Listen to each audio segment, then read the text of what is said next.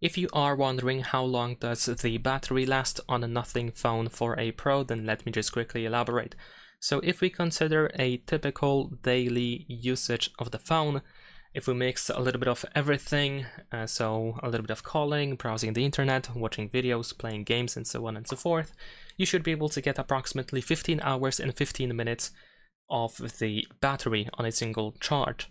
Of course, this time can be, or in fact, it is different for every person, every user of the phone, simply because people use their phones in different ways. So depends how often you use your phone, whatever you do with it, if you play lots of games, if you have certain features enabled or disabled, and so on and so forth.